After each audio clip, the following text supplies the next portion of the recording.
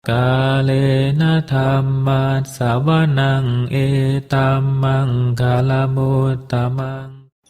Penuturan syair Dhammapada di video ini ditujukan untuk kita renungkan. Penuturan bahasa Palinya bukan sebagai sarana pembelajaran pengucapan bahasa Pali yang benar. Meskipun demikian, penutur tetap berusaha sesuai kemampuannya untuk mengikuti aturan pengucapan menurut tata bahasa Pali. Namun dengan segala kerendahan hati, penutur memohon maaf atas kesalahan yang terjadi, baik dalam pengucapan maupun dalam pelantunan bahasa Pali dari bait-bait Dhammapada ini. Untuk syair Palinya, penutur memilih membacakan dari hard copy kitab Pustaka Dhammapada Pali Indonesia yang diterbitkan oleh Sangga Theravada Indonesia. Untuk terjemahan bahasa Indonesia dan kisah latar belakangnya, penutur memilih membacakannya dari sumber web samaggipala.or.id di bagian Dhammapada. Semoga syair Pali Dhammapada beserta arti dan kisah latar belakangnya ini dapat kita renungkan sehingga membawa manfaat kebijaksanaan bagi kita semua. Semoga semua makhluk berbahagia. Sadhu.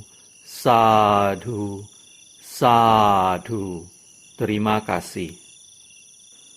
Namo tassa bhagavato arahato samma sambuddhassa. Namo tassa bhagavato arahato samma sambuddhassa.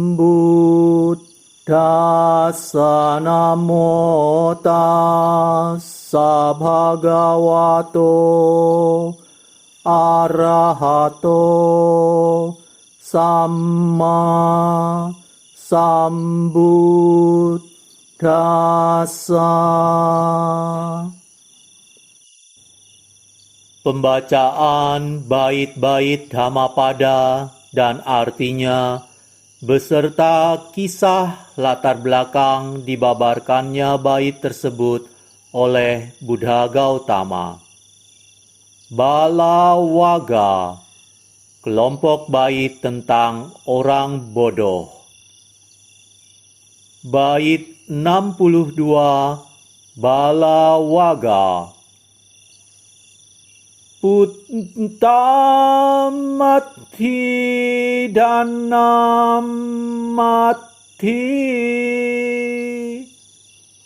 iti balo vihanyati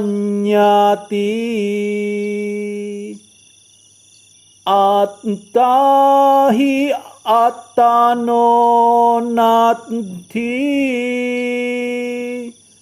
kuto putta kuto dhanang.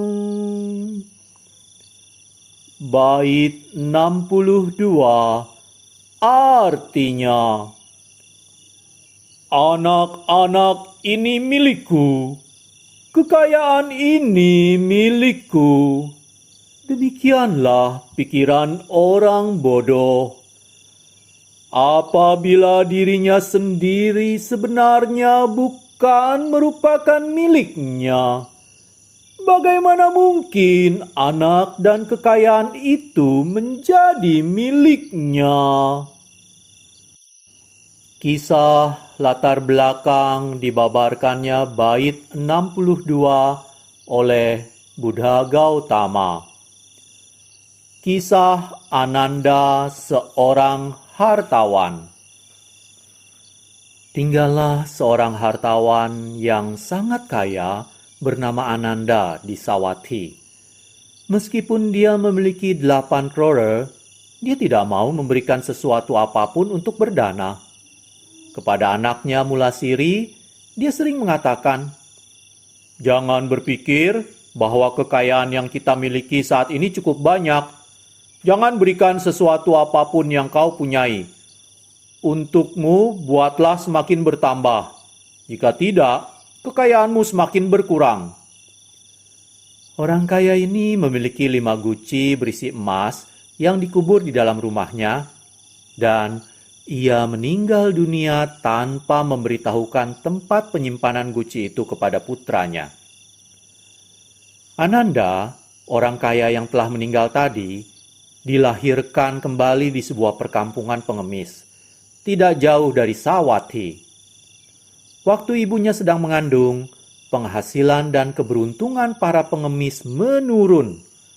Penduduk perkampungan itu berpikir bahwa ada seseorang yang tidak beruntung dan menyebabkan kesialan di antara mereka. Dengan membagi mereka ke dalam kelompok-kelompok, mereka mengambil kesimpulan bahwa pengemis wanita yang sedang mengandung itu mendatangkan kesialan bagi mereka. Ia diusir keluar dari desa. Ketika anaknya lahir, anaknya sangat jelek dan menjijikan. Jika wanita itu pergi mengemis sendirian, ia akan memperoleh hasil seperti biasa. Tetapi jika ia pergi bersama putranya, ia tidak mendapatkan apa-apa. Maka, ketika putranya bertambah dewasa dan dapat berjalan sendiri, ibunya memasang tanda di tangannya dan kemudian meninggalkannya. Ketika pengemis muda itu berkelana di Sawathi, ia mengingat rumahnya dan kehidupannya yang lampau. Ia mengunjungi rumah tersebut. Anak-anak dari putranya, Mulasiri, melihatnya. Mereka sangat ketakutan melihat penampilannya yang buruk. Pelayan-pelayan kemudian memukulinya dan mendorongnya keluar rumah. Sang Buddha yang sedang melakukan pindapata melihat peristiwa itu dan meminta Yang Arya Ananda untuk mengundang Mulasiri. Ketika Mulasiri datang, Sang Buddha memberitahukan bahwa pengemis muda tadi adalah ayahnya sendiri pada kehidupan yang lampau. Tetapi Mulasiri tidak mempercayainya. Maka Sang Buddha menyuruh pengemis muda itu untuk menunjukkan di mana 5 buah guci emas tersebut dikubur. Akhirnya, Mulasiri menerima kenyataan yang ada. Dan sejak itu, ia menjadi umat awam pengikut Sang Buddha. Kemudian, Sang Buddha membabarkan bait 62 berikut. Anak-anak ini milikku. Kekayaan ini milikku. Demikianlah pikiran orang bodoh.